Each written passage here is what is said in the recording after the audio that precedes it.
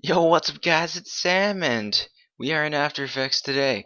So, I am just gonna kind of go over the basics of After Effects, of After Effects, not really all the basics, but just a bit of the basics. And today's tutorial is going to be on how to speed up, slow down, and fade in, fade out. So I guess you could, use this for time lapses or especially like montages like I do, so you can sync up.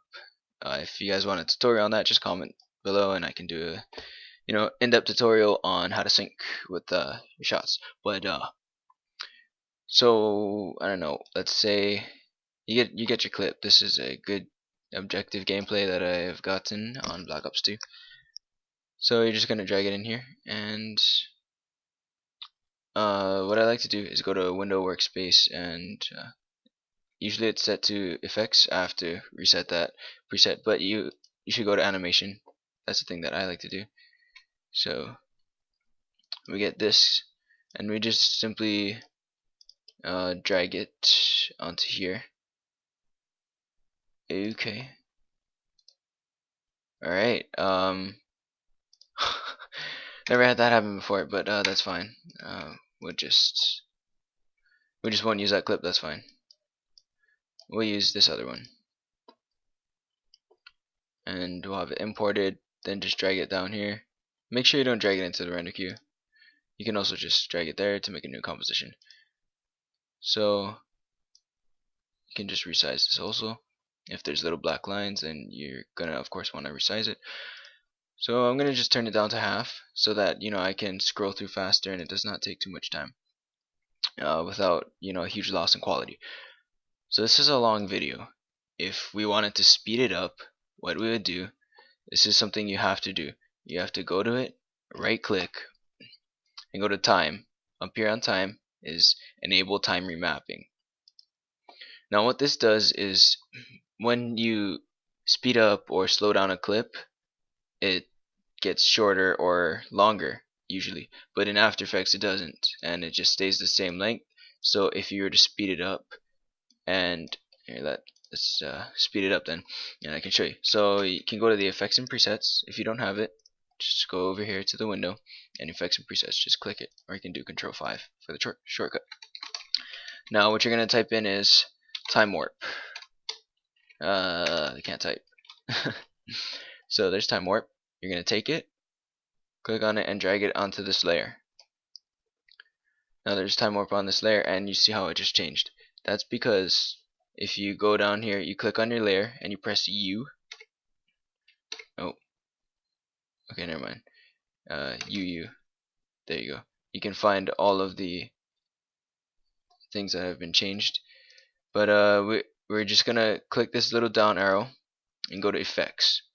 Once you're in effects, you can see the time warp that we just dragged in. Click time warp. Now speed is at 50, so if you want to get it back to where you were, just type in 100. And this is a percentage, like of how fast you want to go. So it's at 100% right now, and 100% is the baseline. So if you wanted to make it a lot faster, let's say you wanted the whole 10 minutes to be, within a few minutes, you would probably go, speed up by 600, and then you know, that would speed up everything. And as you can see, as I'm scrolling along, it's still the same picture, and that's because it sped it up so much that even though the layer is this long, it's really only moving like somewhere around 2 minutes. So you can see as I scroll through the whole thing, it's still the same. So what you're gonna want to do is, since we have the time remapping, you would speed it up. You're not gonna really speed it up to 600, so I don't know, we'd go 300, just as an example. We'd find where it stops. So it stops somewhere over here, right? And you would find where it starts moving again, which is uh, just about here, right? there. Yeah, so something like that. Alright, right there. No? Okay. Okay, that's good. Whatever. We'll just leave it right there. So now you can take this and you got go to the end of your layer. You see those little arrows? You can just drag it in. And then what you can do is press Alt on Windows and on Mac. I'm sorry, I don't know what it is. And you can zoom in with the scroll. So you press Alt, hold Alt down, and then just scroll in or scroll out. And then you can match this up so that everything in your one layer is all moving. So that's how you speed up. And if you wanted to slow something down, you could easily just you would go into the less than 100. So you would do something like, we'll have to go down to a quarter, but you would do something like, I don't know, 50. And instead of this clip being there, it's something like, I would say there instead. So if all you need to know is if you want to slow down, go below 100. If you want to speed up, go above 100. And then if you slow down, you're going to have to lengthen your actual clip. Alright, so if you want to make a time lapse, so you would speed it up, but say the middle part is boring. So what you could do is you could just find the part that's boring. Say right here. Okay, that's boring. I don't really want to, I don't really need to show this in a time lapse. You would just go Control D. Oh no, sorry. Control Shift D. What? Got all my stuff messed up.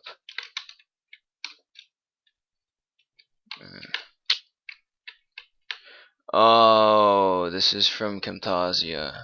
Alright, well,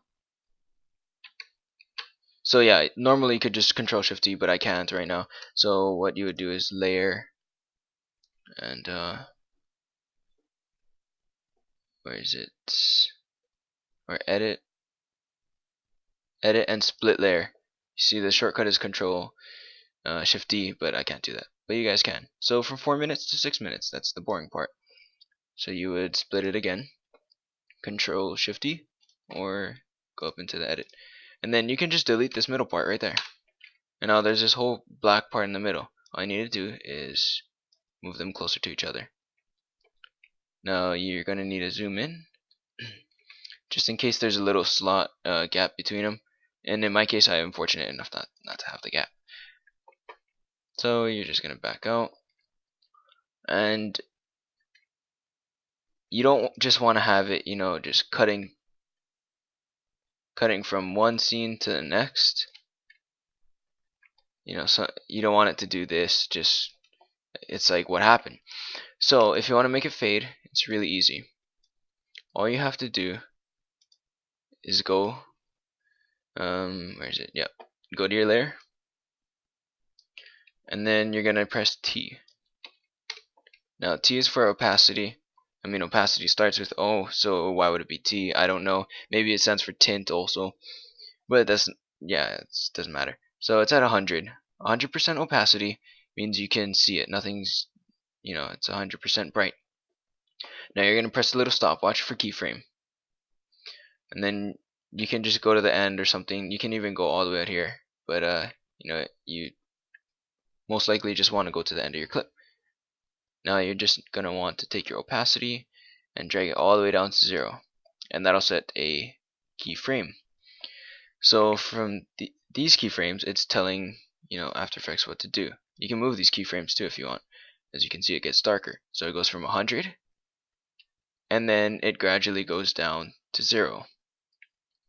Now you're going to press T again for this layer, for the next layer, and since you want it to fade in, you want this layer to be bright, go black, and then this layer to go from black to bright.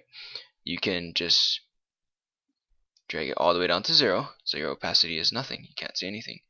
and maybe this much time, I don't know, what is that, a few seconds, a few frames, you want it to be showing. So then you would simply just drag your opacity back up. Oh wait, no, you have to set the keyframe, sorry. So you go to the beginning, set the keyframe, double click on the keyframe, and it tells you your opacity. Set your opacity to 0 so you can't see anything. Move along, set another keyframe, double click on that, and 100. So now you can see it again. And let's see if we can maybe RAM preview this. Oh, it's gonna take a while. So oh, maybe not. So with this, you can use it for the time lapses and stuff, or you can use it in the montages. This is a very helpful technique. As you can see, it goes down to black, and it fades back into a different scene. So it's not a harsh just cut. It's more of a gradual, gentle fade in, and it introduces the new scene quite nicely without it being so sudden. So here we go. And then remember, you can always change your keyframes if you want to make the fade in faster or slower. Alright, so we're just going to play this now. And then it gets black, and then it fades in. And now that was really quick, as you could see. If I wanted it longer, I could just zoom in, grab this, and I could just move it down here so that it fades in from this far away. But we don't need to. And if you really do want to, you can go ahead and oh, timer mapping is enabled. Just make sure on both of them. So then you could just, do they already have, I think they already have time warp. Yes, they already do have time warp. If not, you can just get time warp from up here, drag it in there. And if you wanted to speed it up, then you could just go 200. And your clip would be sped up by 200. So you would actually, if by making it speed up, the stuff behind it that you dragged in will also come in, so you would have to find that spot where you were before. So we were something like here, and all this extra stuff is from before, which you can't really get rid of. You just have to memorize where you were. And I think you can just trim your clip to keep that off. So you just move this in, and you can highlight your keyframes. Oh, where'd they go? Huh. For your opacity.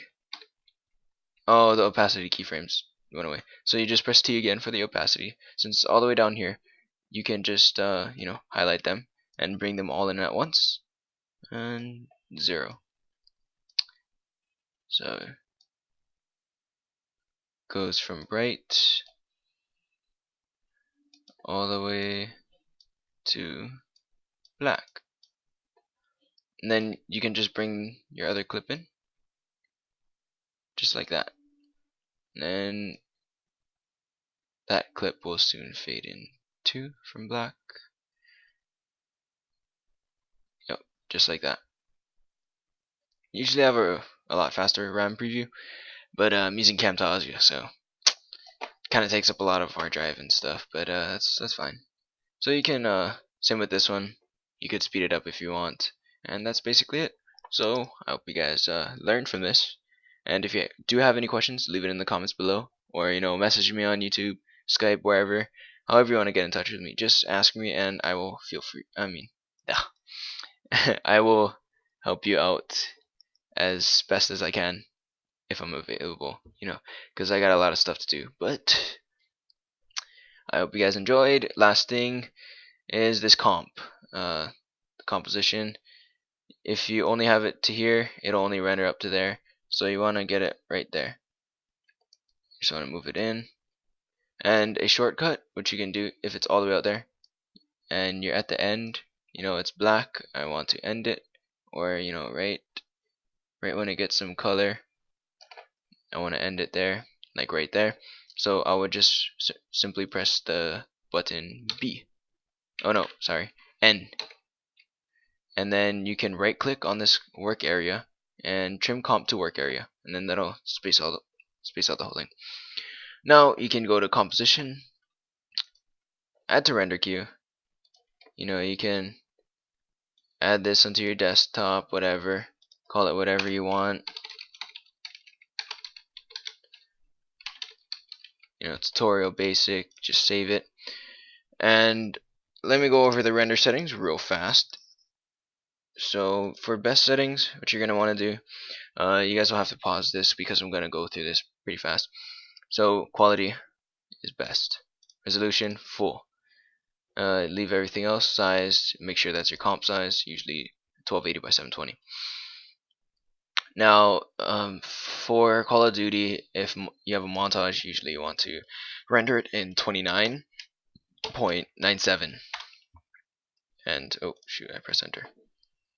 But you can also render it in 59.94. It does not matter. Usually, if you're not sure, just leave it at comp. Use comps rate, and then that's pretty much it. And then you would go to output module.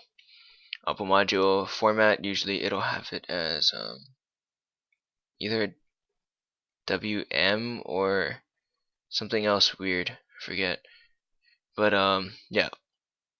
You're going to want to go to H2.46. That is the smallest one with the best quality. That's the MP4 format, which YouTube takes. So if you do it in any other one, YouTube might not take it. And now you're going to want to have video output checked. Channels RGB.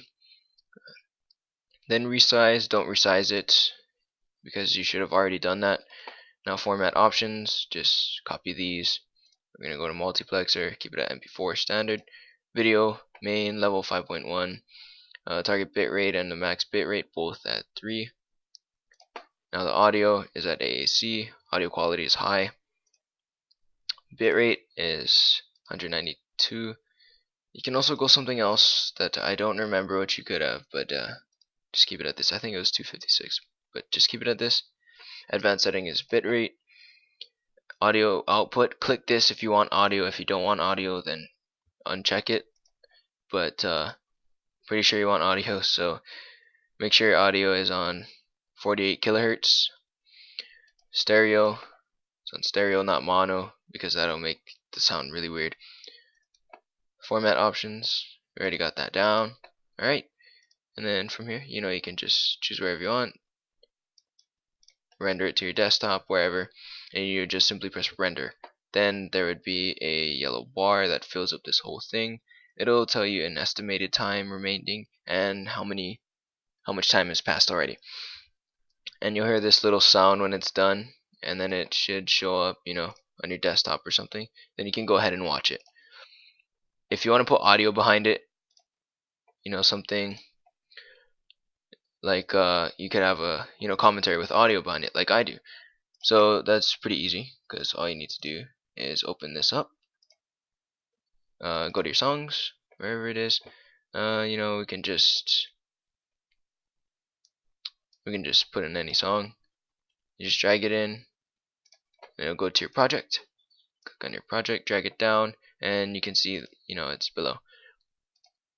So what you want to do with this, after you render it, press this little preview, RAM preview, and it'll RAM preview it. It's not going to have any audio, but when you click it again, it will. So it's basically just previewing it and making sure that it's got it all ready so that I can play it at full speed for you. So the audio, it might be too loud. If the audio is too loud, all you have to do is press L when you've selected your layer, and here's the audio levels, and you can just simply adjust it to lower. -48 is the most, so you won't hear it at all if you put it there. So usually I have mine somewhere around 20 something, so it's faint during the commentary, but it's not non-existent or overpowering. So you're just gonna have to RAM preview it and see what's the best setting for that actual song, because all the songs do need different ones. So yeah, I hope this helped you guys out a lot. I went through a lot kind of fast, But just ask questions. I'll answer them. So I'm Simple Sam, and I'm simply out.